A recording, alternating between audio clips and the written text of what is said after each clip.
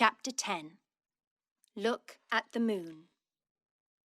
Early the next morning, the prince set out to look for something to eat, which he soon found at a forester's hut, where for many following days he was supplied with all that a brave prince could consider necessary. And having plenty to keep him alive for the present, he would not think of wants not yet in existence. Whenever care intruded, this prince always bowed him out in the most princely manner. When he returned from his breakfast to his watch cave, he saw the princess already floating about in the lake, attended by the king or queen, who he knew by their crowns, and a great company in lovely boats with canopies of all the colours of the rainbow, and flags and streamers of a great many more. It was a very bright day, and soon the prince burned up with the heat, began to long for the cold water and the cool princess. But he had to endure till twilight, for the boats had provisions on board, and it was not till the sun went down that the gay party began to vanish. Boat after boat drew away to the shore, following that of the king and queen, till only one, apparently the princess's own boat, remained. But she did not want to go home even yet, and the prince thought he saw her order the boat to the shore without her. At all events, it rowed away, and now, of all the radiant company, only one speck remained. Then the prince began to sing, and this is what he sang. Lady fair, swan white, lift thine eyes, banish night, by the might of thine eyes. Snowy arms, oars of snow, oar her hither, plashing low, soft and slow, oar her hither. Stream behind her o'er the lake, radiant whiteness in her wake, following, following for her sake, radiant whiteness. Cling about her, waters blue, part not from her, but renew cold and true kisses round her. Lap me round, waters sad, that have left her, make me glad, for ye had kissed her ere ye left her. Before he had finished his song, the princess was just under the place where he sat, and looking up to find him, her ears had led her truly. Would you like a fall, princess? Said the prince, looking down. Ah, there you are! Oh, yes, if you please, prince, said the princess, looking up. How do you know I am a prince, princess? Said the prince. Because you are a very nice young man, prince, said the princess. Come up then, princess. Fetch me, prince. The prince took off his scarf, then his sword belt, then his tunic, and tied them all together and let them down. But the line was far too short. He unwound his turban and added it to the rest, when it was all but long enough, and his purse completed it. The princess just managed to lay hold of the knot of money, and was beside him in a moment. The rock was much higher than the other, and the splash and the dive were tremendous. The princess was in ecstasies of delight, and their swim was delicious.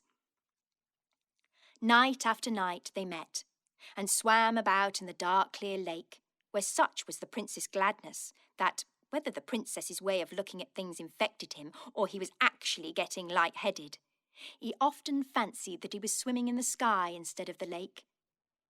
But when he talked about being in heaven, the princess laughed at him dreadfully. When the moon came, she brought them fresh pleasure. Everything looked strange and new in her light, with an old, withered yet unfading newness. When the moon was nearly full, one of their great delights was to dive deep in the water and then, turning round, look up through it at the great blot of light close above them, shimmering and trembling and wavering, spreading and contracting, seeming to melt away and again grow solid. Then they would shoot up through the blot, and lo, there was the moon far off, clear and steady and cold and very lovely, at the bottom of a deeper and bluer lake than theirs, as the princess said. The prince soon found out that while in the water the princess was very like other people, and besides this she was not so forward in her questions or pert in her replies at the sea as on shore. Neither did she laugh so much, and when she did laugh, it was more gently. She seemed altogether more modest and maidenly in the water than out of it. But when the prince, who had already fallen in love when he fell in the lake, began to talk to her about love, she always turned her head towards him and laughed. After a while, she began to look puzzled, as if she were trying to understand what he meant, but could not, revealing a notion that he meant something. But as soon as ever she left the lake, she was so altered that the prince said to himself, "If I marry her, I see no help for it. We must turn merman and mermaid and go out to sea at once." Chapter 11. Hiss. The princess's pleasure in the lake had grown to a passion, and she could scarcely bear to be out of it for an hour. Imagine then her consternation when diving with the prince one night, a sudden suspicion seized her that the lake was not so deep as it used to be. The prince could not imagine what had happened. She shot to the surface and, without a word, swam at full speed towards the higher side of the lake. He followed, begging to know if she was ill or what was the matter. She never turned her head or took the smallest notice of his question. Arrived at the shore, she coasted the rocks with minute inspection, but she was not able to come to a conclusion, for the moon was very small and so she could not see well. She turned, therefore, and swam home without saying a word to explain her conduct to the prince, of whose presence she seemed no longer conscious. He withdrew to his cave in great perplexity and distress. Next day she made many observations which, alas, strengthened her fears. She saw that the banks were too dry, and the grass on the shore and the trailing plants on the rocks were withering away. She caused marks to be made along the borders and examined them day after day in all directions of the wind, till at last the horrible idea became a certain fact, that the surface of the lake was slowly sinking. The poor princess nearly went out of the little mind she had. It was awful to her to see the lake, which she loved more than any living thing, lie dying before her eyes. It sank away, slowly vanishing. The tops of rocks that had never been seen till now began to appear far down in the clear water. Before long they were dry in the sun. It was fearful to think of the mud that would soon lie there baking and festering, full of lovely creatures dying and ugly creatures coming to life, like the unmaking of a world. And how hot the sun would be without any lake. She could not bear to swim in it any more, and began to pine away. Her life seemed bound up with it, and ever as the lake sank, she pined. People said she would not live an hour after the lake was gone. But she never cried. Proclamation was made to all the kingdom that whoever should discover the cause of the lake's decrease would be rewarded after a princely fashion. Humdrum and Kopy Keck applied themselves to their physics and metaphysics, but in vain. Not even they could suggest a cause. Now the fact was that the old princess was at the root of the mischief. When she heard that her niece found more pleasure in the water than anyone else out of it, she went into a rage and cursed herself for her want of foresight. "But," said she, "I will soon set her right. The king and the people shall die of thirst, their brains shall boil and frizzle in their skulls before I will lose my revenge."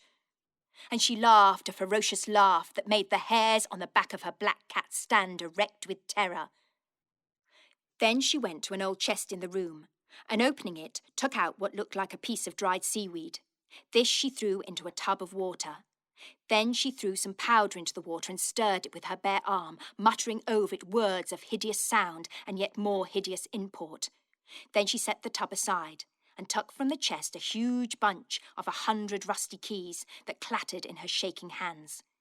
Then she sat down and proceeded to oil them all. Before she had finished, out from the tub, the water of which had kept on a slow motion ever since she had ceased stirring it, came the head and half the body of a huge grey snake. But the witch did not look around. It grew out of the tub, waving itself backwards and forwards with a slow horizontal motion, till it reached the princess, when it laid its head upon her shoulder and gave a low hiss in her ear. She started, but with joy, and seeing the head resting on her shoulder, drew it towards her and kissed it. Then she drew it all out of the tub and wound it round her body. It was one of those dreadful creatures which few have ever beheld, the white snakes of darkness. Then she took the keys and went to her cellar, and as she unlocked the door, she said to herself, "This is worth living for." Locking the door behind her, she descended a few steps into the cellar, and crossing it unlocked another door into a dark, narrow passage. She locked this also behind her, and ascended a few more steps. If anyone had followed the witch princess, she would have heard her unlock exactly 100 doors and descend a few steps after unlocking each. When she had unlocked the last, she entered a vast cave, the roof of which was supported by huge natural pillars of rock. Now this roof was the underside of the bottom of the lake. She then untwined the snake from her body and held it by the tail high above her. The hideous creature stretched up its head towards the roof of the cavern, which it was just able to reach. It then began to move its head backwards and forwards with a slow, oscillating motion, as if looking for something. At the same moment, the witch began to walk round and round the cavern, coming nearer to the centre every circuit, while the head of the snake described the same path over the roof that she did over the floor, for she kept holding it up. And still it kept slowly oscillating, round and round the cavern they went, ever lessening the circuit, till at last the snake made a sudden dart and clung to the roof with its mouth. "That's right, my beauty," cried the princess. "Drain it dry." She let it go, left it hanging, and sat down on a great stone with her black cat, which had followed her all round the cave by her side. Then she began to knit and mutter awful words. The snake hung like a huge leech, sucking at the stone. The cat stood with its back arched and its tail like a piece of cable, looking up at the snake. And the old woman sat and knitted and muttered. 7 days and 7 nights they remained thus, when suddenly the serpent dropped from the roof as if exhausted, and shriveled up till it was again like a piece of dried seaweed. The witch started to her feet, picked it up, put it in her pocket, and looked up at the roof. 1 drop of water was trembling on the spot where the snake had been sucking. As soon as she saw that, she turned and fled, followed by her cat. Shutting the door in a terrible hurry, she locked it, and having muttered some frightful words, sped to the next, which also she locked and muttered over, and so with all the 100 doors till she arrived in her own cellar. There she sat down on the floor ready to faint, but listening with malicious delight to the rushing of the water, which she could hear distinctly through all the 100 doors. But this was not enough. Now that she had tasted revenge, she lost her patience. Without further measures, the lake would be too long in disappearing, so the next night, with the last shred of the dying old moon rising, she took some of the water in which she had revived the snake, put it in a bottle, and set out accompanied by her cat. Before morning, she had made the entire circuit of the lake, muttering fearful words as she crossed every stream and casting it into some of the water out of her bottle. When she had finished the circuit, she muttered yet again, and flung a handful of water towards the moon. Thereupon, every spring in the country ceased to throb and bubble, dying away like the pulse of a dying man. The next day, there was no sound of falling water to be heard along the borders of the lake.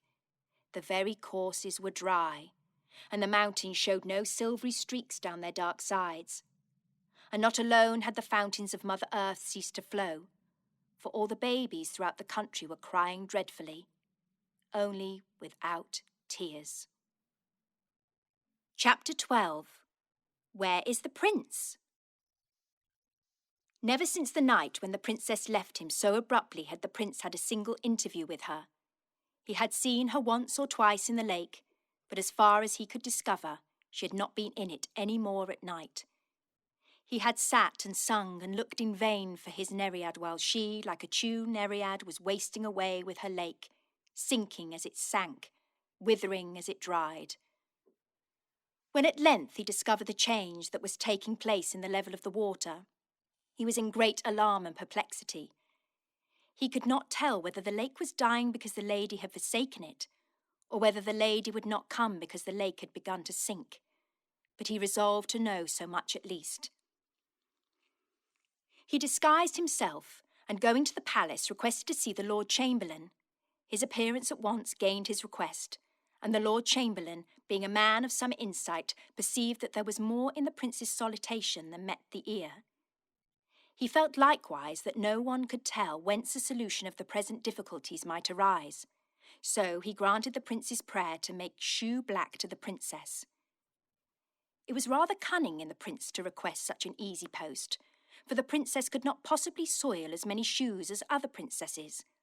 He soon learned all that could be learned about the princess.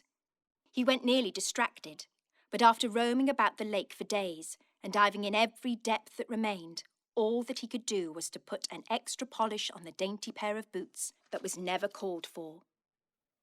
For the princess kept her room, with the curtains drawn to shut out the dying lake, but she could not shut it out of her mind for a moment. It haunted her imagination so that she felt as if the lake were her soul drying up within her, first to mud, then to madness and death. She thus brooded over the change, with all its dreadful accompaniments, till she was nearly distracted. As for the prince, she had forgotten him. However much she had enjoyed his company in the water, she did not care for him without it. But she seemed to have forgotten her father and mother too. The lake went on sinking.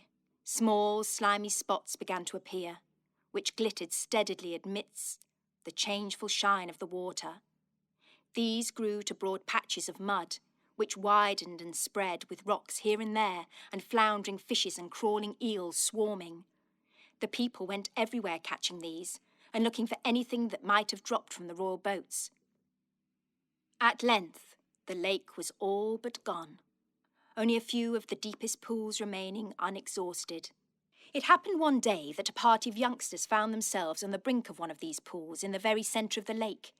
It was a rocky basin of considerable depth. Looking in, they saw at the bottom something that shone yellow in the sun. A little boy jumped in and dived for it. It was a plate of gold covered with writing. They carried it to the king. On one side of it stood these words: "Death alone from death can save. Love is death, and so is brave. Love can fill the deepest grave. Love loves on beneath the wave." Now this was enigmatical enough to the king and courtiers, but the reverse of the plate explained it a little. It is writing amounted to this: if the lake should disappear, they must find the hole through which the water ran, but it would be useless to try to stop it by any ordinary means. There was but one effectual mode. The body of a living man could alone stanch the flow. The man must give himself of his own will, and the lake must take his life as it filled. Otherwise the offering would be of no avail. If the nation could not provide one hero, it was time it should perish. Chapter 13. Here I Am. This was a very disheartening revelation to the king. Not that he was unwilling to sacrifice a subject, but that he was hopeless of finding a man willing to sacrifice himself. No time was to be lost, however, for the princess was lying motionless on her bed, and taking no nourishment but lake water, which was now none of the best. Therefore the king caused the contents of the wonderful plate of gold to be published throughout the country. No one, however, came forward. The prince, having gone several days' journey into the forest to consult a hermit whom he had met there on his way to Lagobel, knew nothing of the oracle till his return.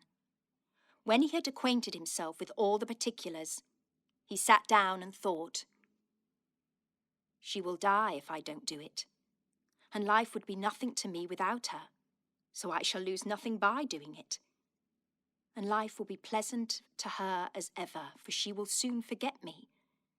And there will be so much more beauty and happiness in the world, to be sure. I shall not see it." Here the poor princess gave a sigh. How lovely the lake will be in the moonlight, with that glorious creature sporting in it like a wild goddess. It is rather hard to be drowned by inches, though. Let me see. That will be 70 inches of me to drown. Here he tried to laugh, but could not. "The longer the better, however," he resumed. For can I not bargain that the princess shall be beside me all the time? So I shall see her once more. Kiss her, perhaps, who knows? And die looking in her eyes. Will be no death. At least I shall not feel it. And to see the lake filling for the beauty again. All right, I am ready. He kissed the princess's boot, laid it down and hurried to the king's apartment. But feeling as he went that anything sentimental would be disagreeable, he resolved to carry off the whole affair with nonchalance. So he knocked at the door of the king's counting house, where it was all but a capital crime to disturb him. When the king heard the knock, he started up and opened the door in a rage. Seeing only the shoeblack, he drew his sword. This, I am sorry to say, was his usual mode of asserting his regality when he thought his dignity was in danger. But the prince was not in the least alarmed. "Please, your majesty, I'm your butler," said he. "My butler? You lying rascal! What do you mean?" "I mean, I will cork your bottle." "Is this fellow mad?" bawled the king, raising the point of his sword. "I will put a stopper, plug, what you call it, in your leaky lake, grand monarch," said the prince. The king was in such a rage that before he could speak he had time to cool and to reflect that it would be great waste to kill the only man who was willing to be useful in the present emergency, seeing that in the end the insolent fellow would be as dead as if he had died by his majesty's own hand. "Oh," said he at last, putting up his sword with difficulty. It was so long. "I am obliged to you, young fool. Take a glass of wine?" "No, thank you," replied the prince. "Very well," said the king. "Would you like to run and see your parents before you make your experiment?" "No, thank you," said the prince.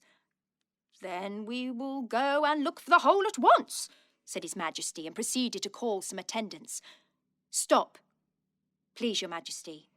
I have a condition to make," interposed the prince. "What?" exclaimed the king. "A condition? And with me? How dare you?" "As you please," returned the prince coolly. "I wish your majesty a good morning."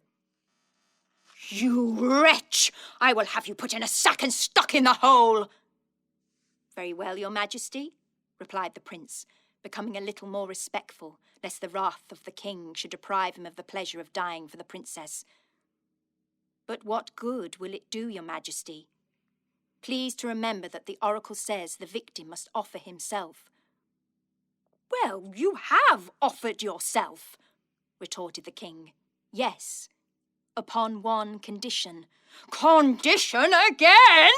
roared the king, once more drawing his sword. "Begone! Somebody else would be glad enough to take the honour off your shoulders." "Your majesty knows it will not be easy to get another to take my place." "Well, what is your condition?" growled the king, feeling that the prince was right. "Only this," replied the prince, "that, as I must on no account die before I am fairly drowned, and the waiting will be rather wearisome, the princess, your daughter, shall go with me, feed me with her own hands, and look at me now and then to comfort me. For you must confess, it is rather hard. As soon as the water is up to my eyes, she may go and be happy, and forget her poor shoeblack." Here the prince's voice faltered, and he very nearly grew sentimental in spite of his resolution. "Why didn't you tell me before what your condition was?" "Oh, such a fuss about nothing!" exclaimed the king. "Do you grant it?" persisted the prince. "Of course I do," replied the king. "Very well, I am ready." "Go and have some dinner, then, while I set my people to find the place." The king ordered out his guards and gave directions to the officers to find the hole in the lake at once.